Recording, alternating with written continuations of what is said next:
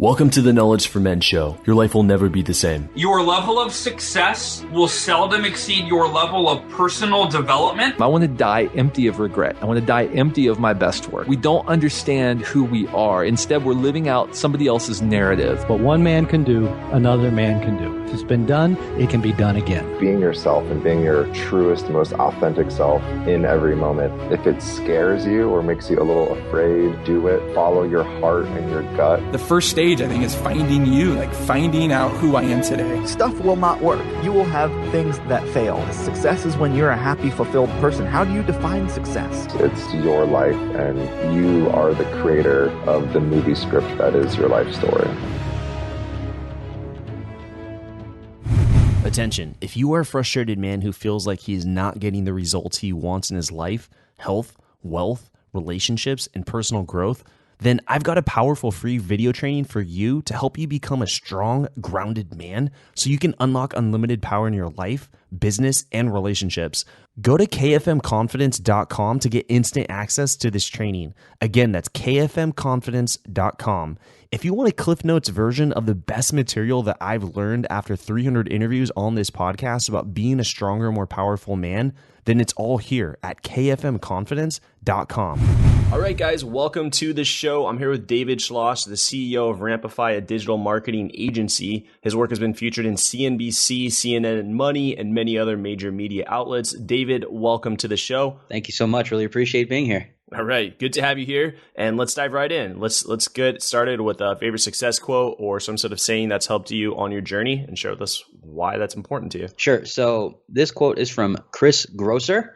It says, "Opportunities don't happen, you create them." Now, I learned this quote only about 3 years ago. Hasn't been in my life forever. This is just one of those things that when it hit me, it made complete sense, and I've been using this same quote for years now. And really, I just believe that in the world of business and relationships and friendships and things of that nature, it's a lot more than just you think it, you wish it, and then it just happens. It's really every action that you're taking day in and day out is leading to some sort of opportunity or result that you are looking for. So at the end of the day, you're creating everything that you want, and anything that you haven't obtained yet, you're taking all the necessary actions you need to take in order to create them. Mm-hmm. I feel that every great success was preceded by some bold risk. There was a bold move that had to be taken, a leap, in addition to obviously being consistent with your actions. But there's usually, you can trace it back, and there was several key bold moves that really helped catapult that person forward.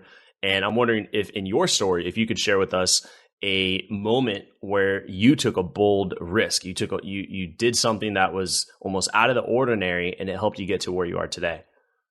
Sure. So around 2012, I was leaving college. I had pretty much just decided that I was going to do what everyone else was doing and finish up my degree and get a job. Now, I was already familiar with the online world. I had an agency already built up, but I just wasn't confident in myself in order to go full on with my agency at the time. Agency at the time in college? Yeah, I started my agency when I was 18. And okay, that's awesome. And by agency, do you mean you and like one other person, or did you have an office? You got all these people inside. Like, break down this agency. Sure. So it was a partner at the time, and I started Rampify from our college apartment, and we had no one else. It was just us doing everything. Now you can imagine with a full workload in college and still running an agency, that could be pretty crazy. Yeah. Right? How many clients were at the height in college? At the height in college, we had max 10. Yeah. So imagine he and I were splitting up the calls. 5 clients were mine, 5 were his. Like, we were just making sure we were the point of contact, but still executing all the marketing plans ourselves. Now, we learned outsourcing. Don't get me wrong. We found ways to make sure the work was still getting done.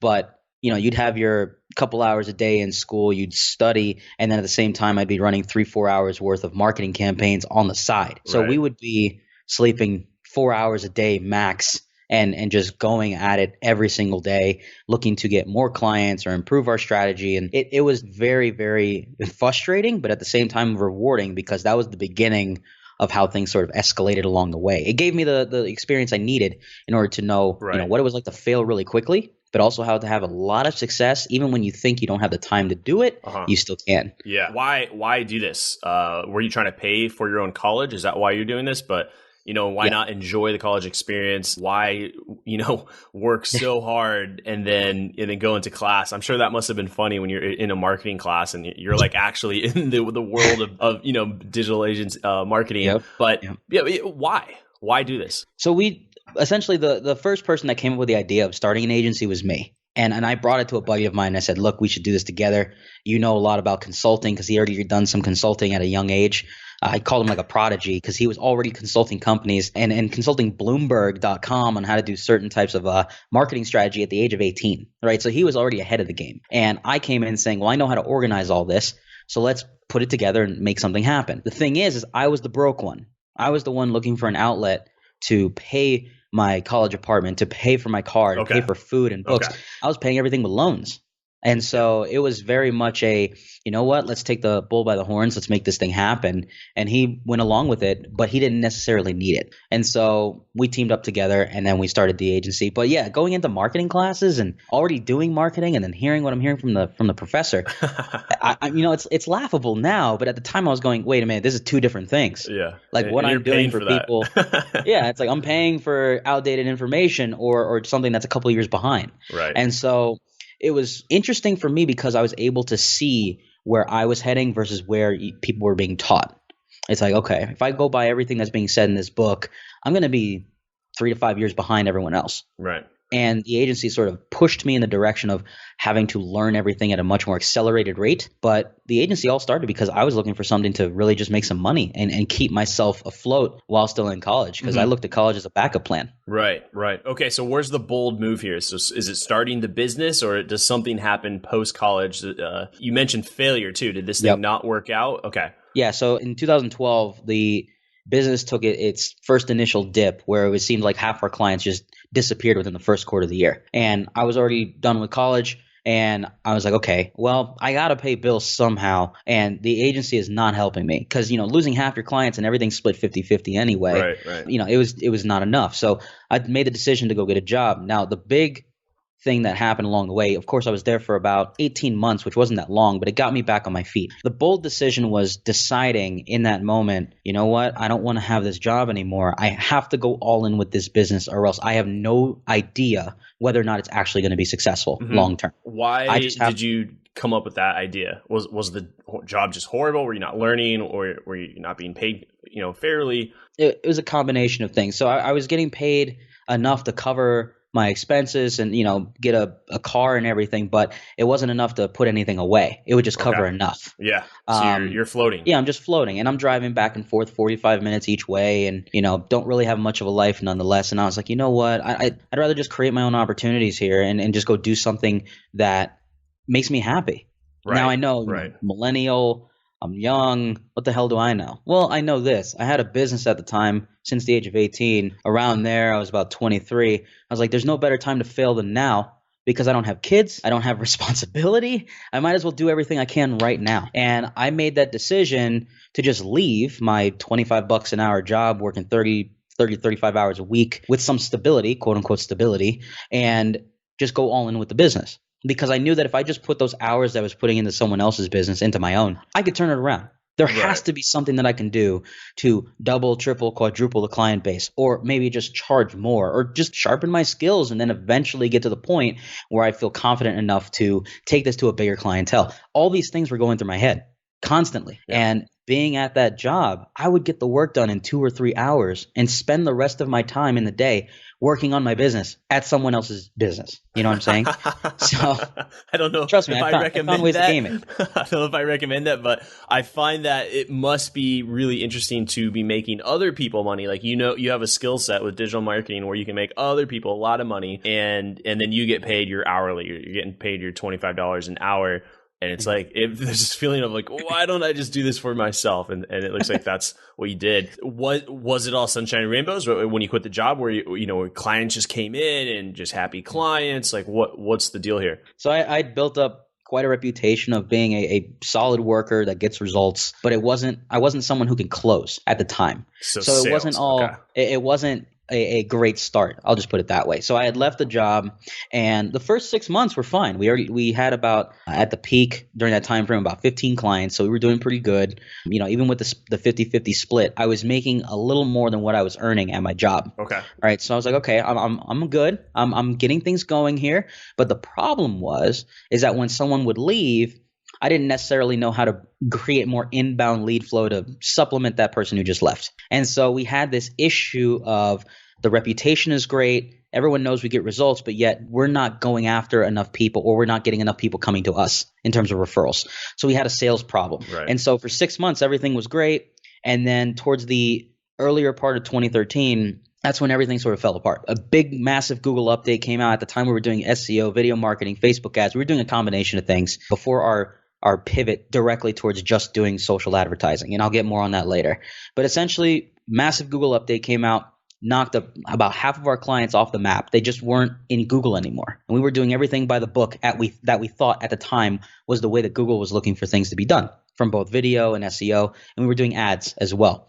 So when a business loses all their search rankings, they're just non-existent in AdWords, their accounts are getting shut down, all these different things, obviously the fingers being pointed at us all the time. Right. And we didn't know how to rebound from that. We didn't know what needed to be done. We were having calls with Google reps all the time asking, what's going on here? We were following all your rules.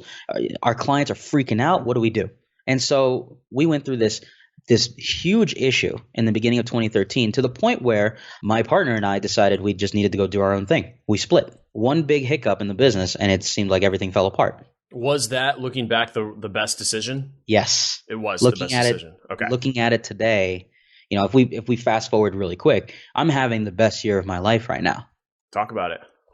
So 4 years later, yeah, we've basically built the revenue to a point where it's doubled every year the last 3 years. Amazing. And I live in my ideal house. I have my ideal car.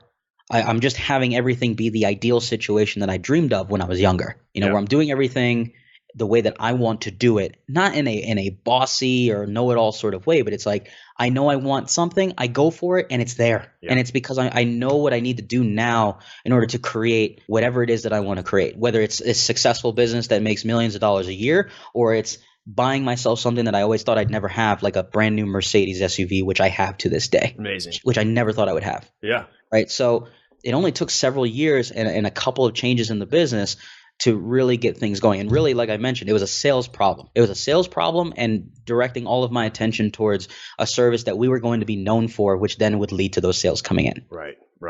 What I find interesting about this whole story is change, not just change, but significant change can happen in just a few years of really hard work.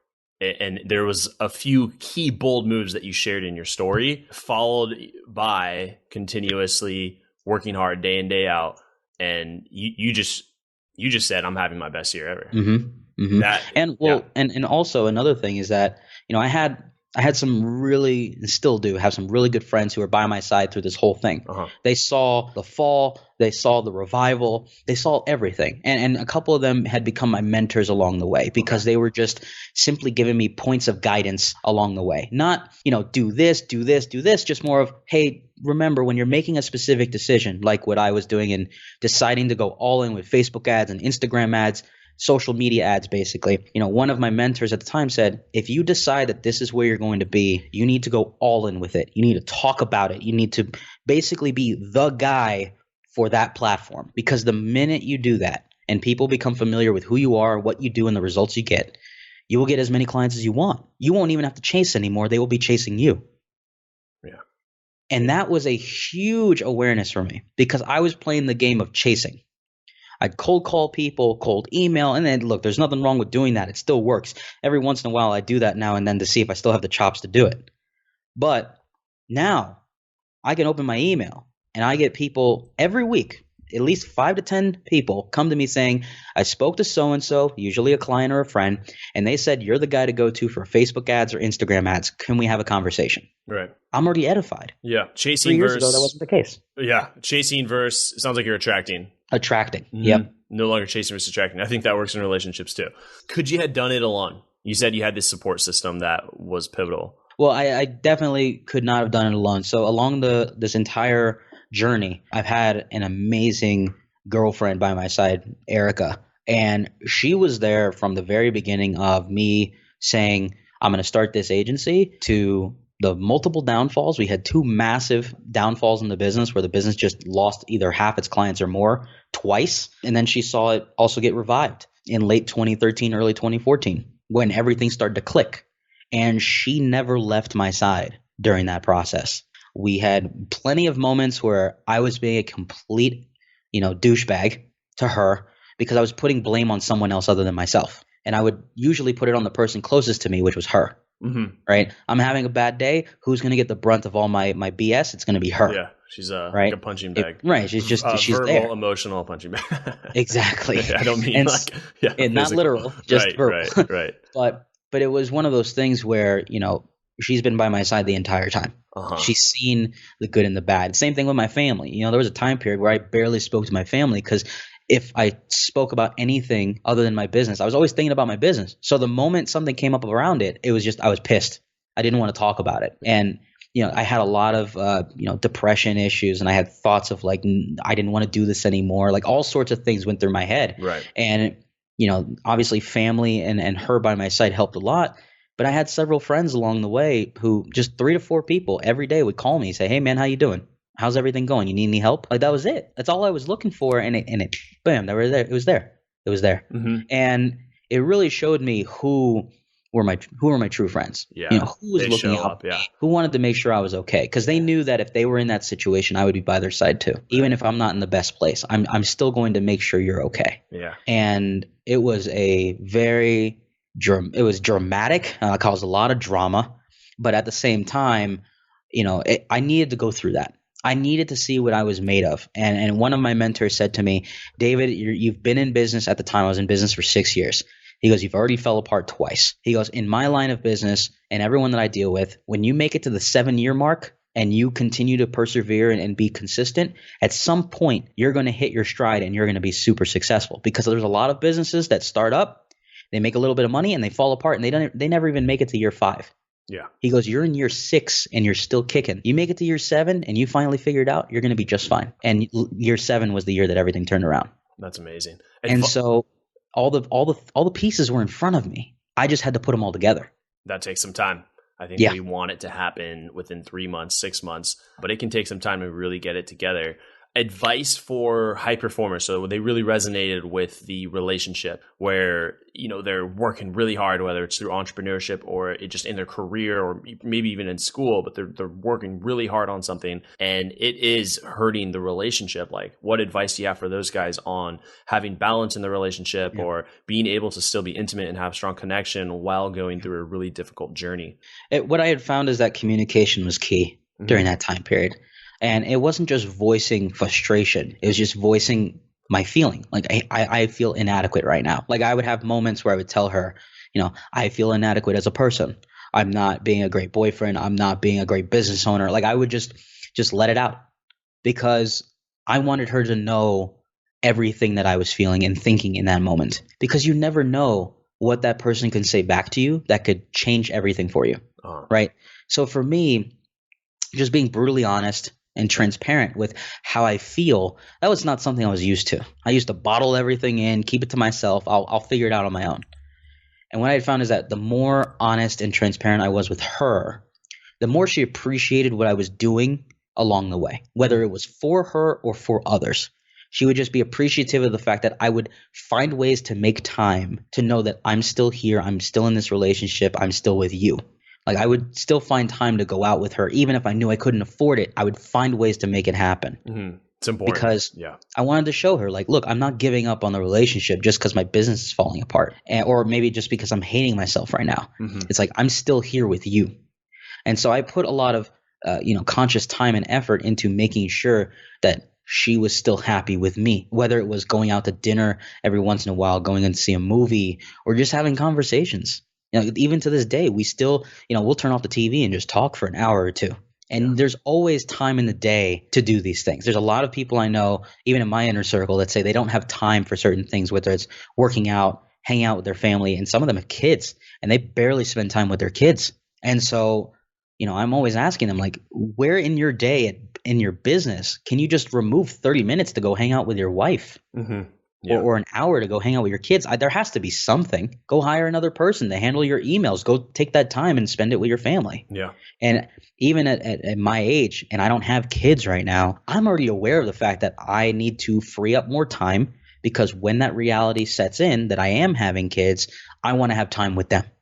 I will stick to a 8-hour-a-day schedule versus the hustle and grind that my generation loves to do, where they work 15 hours a day. I'm already adjusting to work 8 to 10. I'm already making those changes now, because I want to make sure that everyone around me is getting the attention that they want, but also whatever they deserve. Yeah. And I know for Erica, she deserves my time, because she was there when I was giving her none. And now I feel like it's my way of repaying, where it's like, let's go spend some time together.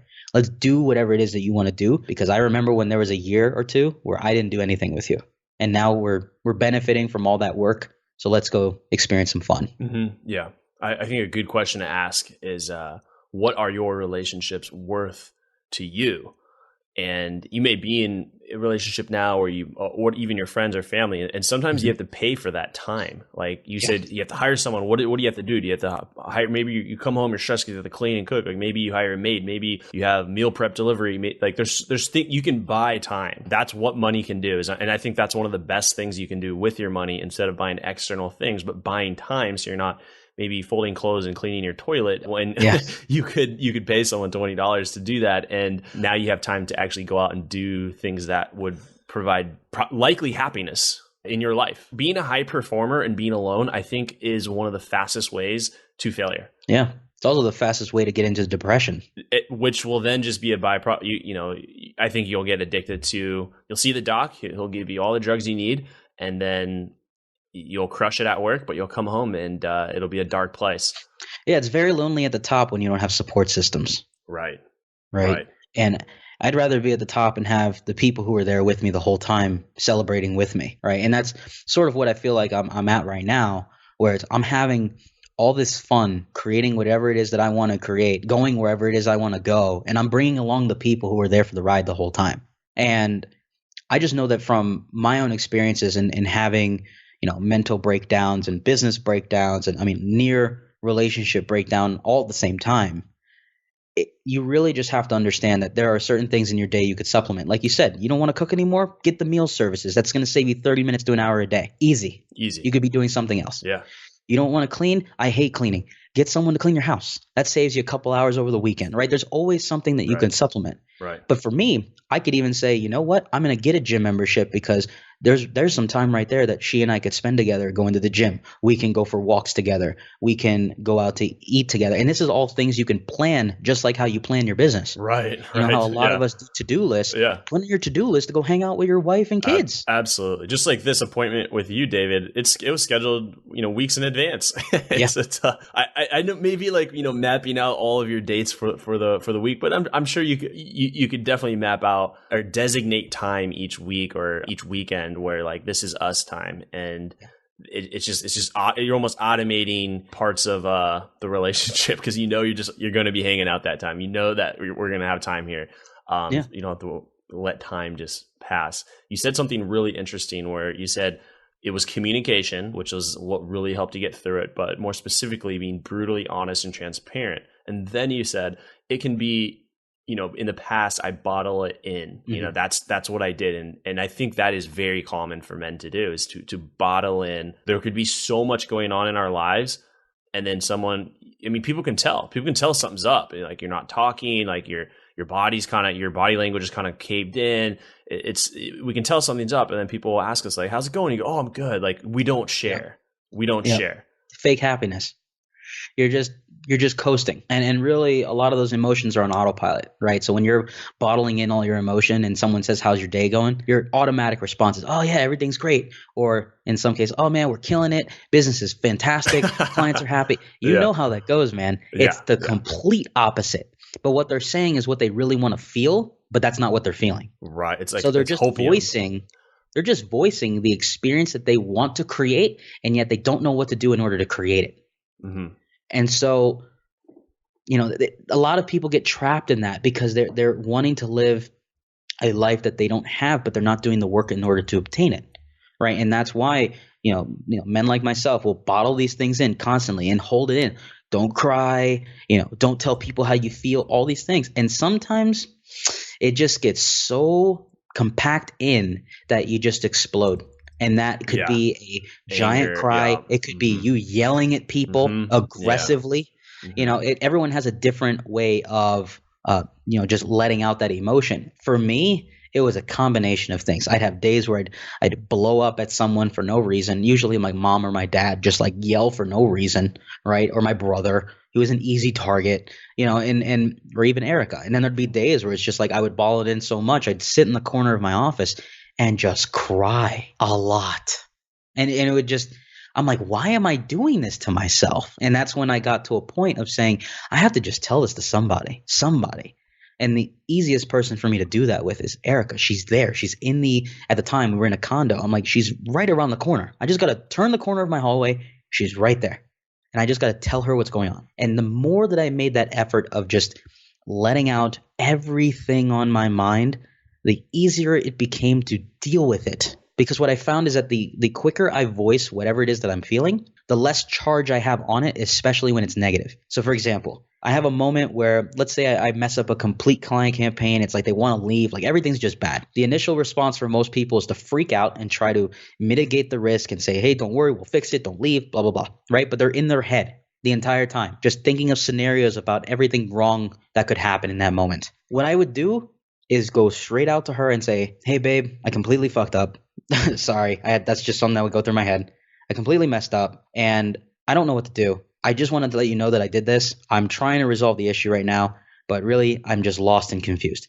Just saying that, it wouldn't feel so bad anymore. Just letting it out. Why do you think? Because when you'd ball in, you would keep coming up with more scenarios in your head. You're just self-inflicting the pain. You're just hammering yourself, punching yourself away, where you're just coming up with more reasons to just hate yourself. Whereas when I voice it out, it's almost like as if it's something leaving the body. It's like I'm letting it out. This thought is no longer in my head. It's out here. Once it's out in the open, at least this is the way I was projecting it. Once it's out in the open, someone else is aware of it. It doesn't really bother me anymore. It's just like when someone comes to me now and says they're not enjoying the way that the campaigns are being run, or maybe they decide they want to move on, instead of balling up something and being like, I hate this person, I can't believe they would leave me, blah, blah, I go, hey, you know what? It's unfortunate we can't work together anymore. Have a great time. I hope you find someone who can take care of this for you. And, if you ever need anything, let me know. The minute I just let that out, I no longer have a charge on that person for leaving me. Yeah. It doesn't bother me anymore. Yeah. And I started to take that same approach in business. I took that same approach in my personal life. Yeah. Anytime something bothers me, just say it. Yeah. Even if it's to yourself, just get it out. And you'll find that right after you do that, it doesn't feel the same anymore. Yeah. It just doesn't. Mm-hmm. Yeah. And so, that's a huge thing for me. Yeah. I think we as men feel the need to put on this projection that everything's okay. I'm successful. And like, you can ask me, how's everything going? And then I feel that initially we are going to say all the good. Oh, this is going good. This is going, and we might exaggerate it. This is going good. This is going good. And we always tell the good. And I feel like when people who are always telling the good, I think it's pushing people away because you're perfect. And we cannot, as humans, you can't connect to someone who's perfect because it's not real. And so, this person's perfect. And then it makes me or the person who is listening, who asked the question, feel flawed. It's like, I don't want to share my challenges with this guy. He's perfect. But the minute he says some of the challenges, some of the things that are really going on, it opens the door, I feel, for real connection to happen, whether it's with a partner, whether it's with a friend, whether it's with a mentor, whatever it is. It's like, he's human. I can connect with that. Now I can share what's really going on with me too. Yeah. And so the perfect man is not perfect. The perfect man is flawed. Mm-hmm. The perfect man always has room to progress. Yeah. There's always something new to learn. Yeah. And you're right.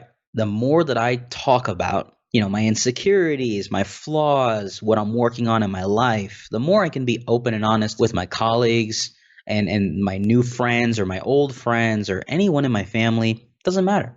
The more open I could be with them, the closer they become to me. The more I can open them up as well. to be honest with me, because typically what I find is the more open I am with someone, even if they're new to me, they become immediately open with me in their life and what's going on with them. And everything's not good or perfect, right? They start to tell me about what's going on in their life. And when we start to build this bond around, hey, this is what I'm experiencing in my life. I know what's going on in yours. Maybe there's ways that we can help each other. Yeah. So yeah. When you start a new, let's say, I just call them journeys. So whether it's a new project or you're going to start something new, I just consider it like you're going on a new journey. I feel like it's more exciting, more adventurous that way. Earlier, he was like saying, man, like he says having your best year ever, like you're crushing it. You also shared the challenges though. And I think that's beautiful. Like if you just were to start this podcast episode with, Andrew, I'm just living my best life ever. And like you didn't share the journey, I wouldn't have much to say, or I don't think my audience would be connected to you. Right. We wouldn't really, relate and it would make for a less powerful show. But it sounded like you said you have a plan, like you know what to do when you start a new journey, like you know how to be successful. What would you say are some of the steps to success when you start a new journey? So much like everything I do in my business, I tend to take the new journey that I'm outlining. I organize my thoughts first, right? So let's say I'm going to come up with an actual example of something that's going on right now, right? I am working on launching a brand new business, and it's specifically around mobile apps. Okay. But not mobile apps in a sense of like just the traditional iPhone and Android apps. We're talking virtual and augmented reality, futuristic stuff. Okay. In order for me to go along with that journey or create that journey, I always organize my thoughts first. And what I mean by that is I have whiteboards in front of me right now. I'll stand in front of the whiteboard and I'll map out anything that comes to mind. Marketing plans, advertising plans, people I would love to work with as like dream 100 clients or dream 50 clients. Some of the negative thoughts that are going through my head. I can't do this. I don't know if I want to do this. Do I need a partner? I don't know if I need a partner. I write down everything going through my mind and what I feel, right? If there's a moment where I'm just sitting to myself and something just pops up where it's like, I don't know if I can do this, I write it on the board. I don't know if I can do this. I'm just getting everything out of me and organizing those thoughts, because in doing that, I can then see where within me I'm going to need help. So for example, if I have a lot of doubt around the structure and organization of my business, I'm going to consult with a couple friends of mine who are great at that and see if maybe there's a way we can either work together on this project or they can give me some insight into some people who could work with me. Right. So whenever I'm looking to go into a new journey, I'm organizing all of my thoughts, anything that comes up, any feeling, I'm just putting it down on paper or on a whiteboard in this example. And then from there, I'm really looking at three key things. How much practice have I put into this new business or new journey that I'm going into? Practice being like if I was opening a new ad agency, do I have any practice on these platforms that I want to sell? Right. That's just an example. Okay. Then I also look at how much patience do I have? Am I willing to be patient again with another business? Am I willing to wait another 7 years before the big breakthrough? Right. If I'm not going to jump in the business. I have to be very That's patient. missing in a lot of people's steps to success, is really understanding that, do I have the patience for this? Not really trying to like, okay, I'm going to do this for 6 months. If it doesn't work, I'm out. Exactly. And so that's probably one of the longest steps that I go through is the patience part. Because there could be a day where you're like, yes, I'll wait 10 years, right? And then the next day you wake up and you're like, I won't even wait 12 months, right? You have to be very clear on the patience part, because once you've figured out how much patience you truly have on this new journey, the last thing for me that I look at is, am I going to be persistent with it? Am I going to put the time and effort and energy into creating this new venture with the people in my life? And will I be persistently active in creating those actions I need to in order for the opportunity to be beneficial for me and everyone around me? And that obviously goes along with the patience. But you have to consider, you could be very patient and wait for a result instead of doing something to create the result. Right. Very much like the quote I mentioned earlier. A lot of people will just wait around. I know tons of people with businesses that have been around for 4, 5, 6 years now, and they still haven't done anything with them. They've just been sitting there. Mm-hmm. And so once you get to that last piece of, are you going to be very persistent? If I can answer all those questions in myself and go, yes, I'm going to be committed to this. Yes, I'm going to execute these actions. Yes, I'm going to hire the people that I need to in order to get this done. Once I can answer yes to everything and truly believe it, that's when I can start the official journey. Mm-hmm. So it's almost like going through that whole journey in your mind and on paper before going through with it. Because I think a lot of people act upon emotion with no logic, or vice versa. They go, oh yeah, logically this makes sense, but then emotionally they're not vested into it. Then there's some people emotionally vested, but they have no game plan. So the whole journey is just it's a cluster. Yeah. Everything's all over the place. Yeah. And so I have to get both of those aligned and in order with each other before I even jump into something. Mm-hmm. Yep. It's for me, when I start a new journey, it's an emotional experience. I don't just go, all right, I'm going to do it. Sounds good. You know, I watch this video. I'm good. Because I know what it takes. I've been through several journeys, and there's pain, there's suffering at times. There's things going unexpected. There's lots of money involved typically with journeys, and I don't play around with goals lightly. I don't just write them down because the guy next to me wants that, or it sounds like it's cool on a vision board. Like for example, one thing that I have been working on is a new book, and I haven't been it hasn't been at the top of the list. I have this book. I have this great book that it's all like the table of contents, all written out, but I actually haven't started writing it. Not because I am, let's say, resistant or procrastinating. I'm working day in, day out on many different projects that are just higher priority, but I know the emotional work that the workload that's involved with writing a book. And right now I know that it's not the right time, because if I don't have that level of, I guess if I'm ready to handle the emotions of it and what it's going to take and what it's going to do to me. I mean, it's like, writing a book is like getting in, it's like going 12 rounds with Mayweather. It's like, you get every day you're getting beat. You're pouring out everything that you know, and it's very much a lot of energy coming out of you. And if I'm not ready, I know I'm not going to write a good book. So I have to be in that right place where I'm ready to give that much time and devotion to it before I sit down and say, this book is going to come out on this date. Yep. I just have an idea about it. I know it's great, but I haven't put a date on it because I'm not ready for it. And I think a lot of people just will put it out there, thinking that putting it out there is enough. But there's these other questions that need to be answered. And let me summarize. So you said, get everything out, organize your thoughts. How much practice experience have I put into this? How much patience do I have? Am I going to be persistent with it? And what I want to say here is these are the same questions to ask about your relationship too. Yep. I would agree because, being in a relationship now for 7 years, what I have found is that along the way in, the communication that I spoke about earlier, that's a constant practice all the time. You're always finding new ways to communicate with your partner, and it could be just through every day you wake up and you have you have 10, 15 minutes with them. Maybe you have conversations at night. You find ways to work with each other and create an ideal situation for both of you to have time with each other. Right. And that's where our communication has really just gotten much, much better over the years. But at the same time, along with that practice of this communication, I've had to be very patient in both, on her end and on my end with sticking with that schedule, right? Sticking with the ability to have those date nights or, create vacations with each other. It's like I have to continually practice upon wanting to do these things, but then I have to be patient with the end result. And that's why I mentioned patience and persistence goes together, because the more that I do this, the more it's like building up the muscle. The more I've built up the muscle, the better it's become.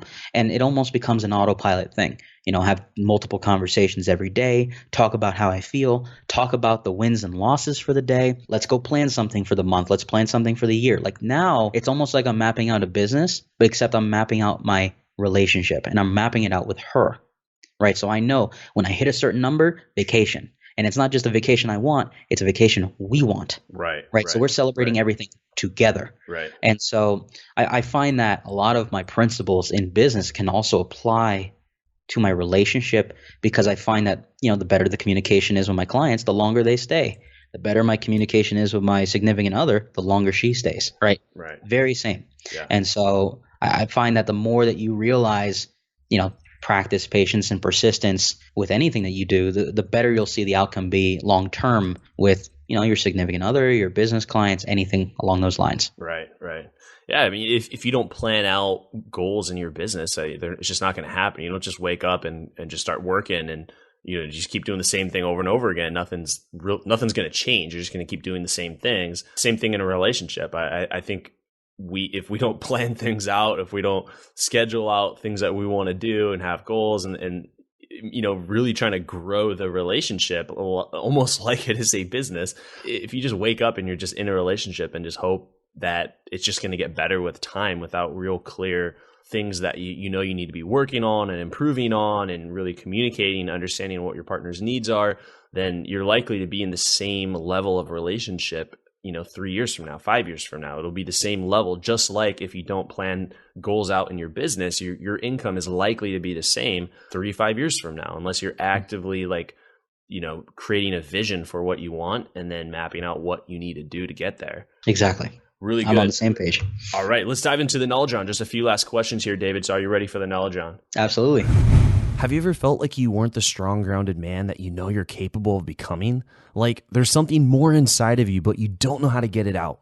Me too. Years ago, I was broke, sleeping on my brother's couch, and just got out of a serious breakup that left me on the floor for months. Now, I have a multiple six-figure business. I'm in the best shape of my life, have an abundant dating life, and live on the beach here in San Diego. I want you to break through too and create the life that you want. And because people kept asking me so many questions, I've created this free video training series on becoming a strong, grounded man so that you can have more freedom, love, and connection in your life. I'll also teach you how to build real backbone to boost your masculinity as a man so that you can have more respect, power, and confidence personally and professionally. Simply go to kfmconfidence.com to get this training. Again, that's kfmconfidence.com. Also, I share the #1 conversation that your father never had with you about women. That will be a major wake-up call for 90% of you and will improve the quality of your relationships forever. Go to kfmconfidence.com to get this free training today. Welcome to the Knowledge Round, where the guests will be asked rapid-fire questions to give the audience invaluable pieces of wisdom to help transform their lives. Starting in 3, 2, 1, showtime. My first question for you, David, is what advice would you give to someone who's feeling lost, unsure of their purpose? Don't give up. You might find that you're only one step away from creating whatever it is that you look to create, and don't find yourself digging into a bigger hole thinking that it can never get better. All right. What do you think is holding most men back from becoming stronger, grounded men today? Communication, voicing what it is that's going through their mind, through their soul, through their heart, just being vulnerable with people. I find that that's what holds back a lot of people from achieving their goals and being a better man. It's just they think that they have to be emotionless. And so if you can be brutally honest and open with people, you'll find that others will start to take you in far more than you truly believe. What are your 3 most influential books that have helped you on your journey and why? 48 Laws of Power. That one has definitely helped in understanding more of the leadership qualities of myself and what are, I would say, like the laws of the land, at least according to Robert Greene, in both business and relationships. Another one along the lines of that series, the 50th Law, which was Robert Greene and Curtis Jackson, also known as 50 Cent. That one was more on the business side. That one really got me into understanding how to hustle smart, right? So it's not just about working all the time, but it's working smart. And so, someone like Curtis Jackson, understanding how he could take himself from nothing to something in a very short period of time, I very much relate to that in my own story. It seemed like I was going nowhere for 7 years and then the pop just happened, right? And it was all the steps he took in order to achieve his success. And then I would say this one's more recent, but it's really impacted me lately, was Tool of the Titans through Tim Ferriss. Tim Ferriss, yeah. I mean, it's like almost like an encyclopedia of information of knowledge, of just knowledge. Yeah. And he's always creating 600-page books, 400-page books, but they're always incredibly useful. Right. And so it hasn't impacted my life as a whole just yet, but it's making, strides in my business every day. There's always seems to be some sort of resource or piece of knowledge in there where I have a massive awareness around it in my own life. And then I just take it and evolve it into my business and my personal relationships. And so I feel that one, maybe 3-5 years down the road from now, I'll say it's had a massive impact on my life. Yeah. Yeah. Great. Yeah. 50th Law is one of my favorite books too. What I like about it too is the audiobook is so great because it's Robert Greene and 50 Cent, Curtis Jackson reading the book. Mostly Robert Greene, but that is one of the, I think it's worth listening to or reading once a year. It is one of the best books I've read. You can apply it into just so many aspects of your life. And every time, depending on where you are in your life, like the same chapter will just hit you differently. Great book. So even if you have to summarize some of your main points, totally fine. What would you say is your philosophy on life and success? My philosophy on life and success, I would say, I do still feel it revolves around the 3 Ps, right? The practice, patience, and persistence. And I just find that those same 3 things apply to anything that I'm doing in my life right now, right? Whether it's like my journey right now is around my health, right? I feel like I've tackled a lot around my business. My relationship is fantastic. Now it's time to apply those same 3 things to my own health, right? Working out more, being more aligned with what I'm eating, understanding the purpose of it, why I need to eat it, and then just being persistent with it. And so I find that those 3 things apply to everything in my life. So if you can just continually practice, be patient, and be persistent, you'll get anything that you want in life. There it is, David. Awesome. What's exciting you now today? What's getting you out of bed in the morning? Well, I really love what I do. I mean, I really love working with people on my agency. Really what's getting me excited right now is I have a book coming out later this year called Lead by Authority. So when you talked about books, it really got my attention because like you, I held off for a bit until it was the right time. Right. And now I feel it's the right time. Yeah. And the book's been done. So it's going to be coming out for fourth quarter of 2017. And then I would say the next thing that's really making me excited is, like I said, that mobile app company. It's been something I've been working on over the last year and can't really say much of what's going on behind the scenes, but I can say that it's very exciting talking to some really big clientele, and we're already making moves and we haven't put anything out there yet. A lot of people just want to work with us already, and it's because of that reputation.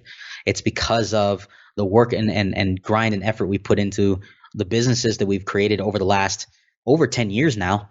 And people are really just seeing that we're very, very persistent in what we do. And so they want to be involved with that.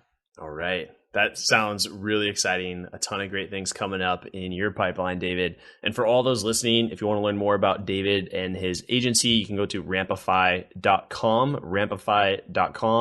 And then obviously check out his book when it comes out in fourth quarter of 2017, Lead by Authority. Check it on Amazon, right? It'll be on Amazon. Check it on Amazon, and that'll be great. David, thank you so much for coming on the show and sharing your story, being vulnerable, and giving us your lessons here with my community. Really appreciate it. Thanks again. Thank you for listening to the Knowledge for Men podcast. Hundreds of interviews and millions of downloads later, we're continuing to build an international movement, and we're just getting started. So if you enjoyed this episode, go ahead and leave a helpful review in iTunes because it really helps the podcast grow so we can impact even more men in the world who need this. Guys, this is all about living with purpose, where every day you only do things that matter to you. You wake up, live with purpose, and take massive action towards the life you want. And always remember, love the life you have while creating the life of your dreams. Go to kfmfree.com to get a surprise bonus I've made for my listeners. Again, that's kfmfree.com for something that's changed my life, and I'm offering it to you for free.